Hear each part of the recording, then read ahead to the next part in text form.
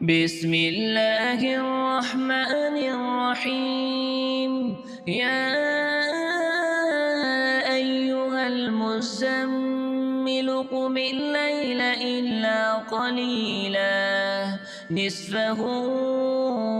أو انقص منه قليلا أو زد عليه ورتل القرآن ترتيلا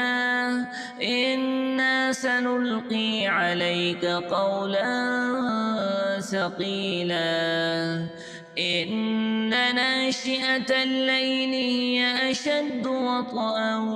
وأقوم قيلا إن لك في النهار سبحا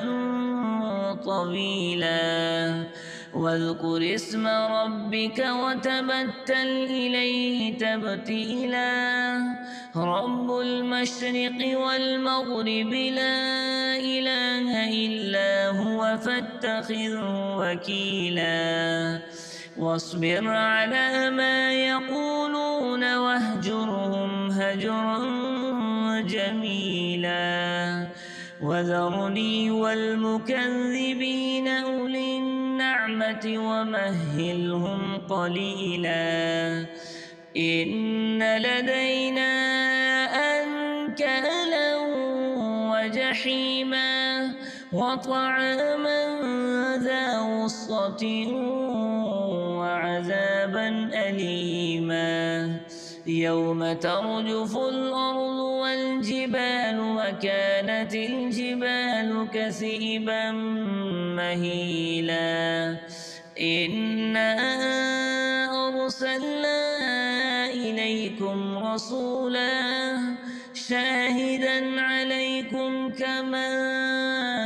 أرسلنا إلى فرعون رسولا فعصى فرعون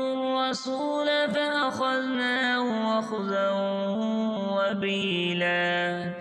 فكيف تتقون إن كفرتم يوما يجعل الولدان شيبا السماء منفطر به كان وعده مفعولا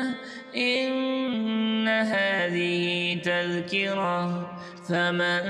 شاء اتخذ إلى ربه سبيلا إن ربك يعلم أنك تقوم أدنى من ثلثي الليل ونصفه وثلثه وطائفة من الذين معك والله يقدر الليل والنهار علم أن لن تحصوه فتاب عليكم فاقرؤوا ما تيسر من القرآن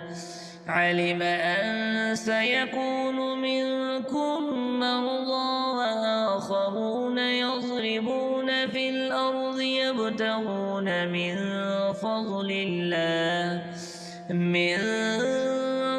الله وآخرون يقاتلون في سبيل الله فاقرؤوا ما تيسر منه وأقيموا الصلاة وآتوا الزكاة وأقرضوا الله قرضا حسنا وما تقدموا لأنفسكم من خير تجدوه عند الله هو خيرا وأعظم أجرا واستغفروا الله إن الله غفور رحيم.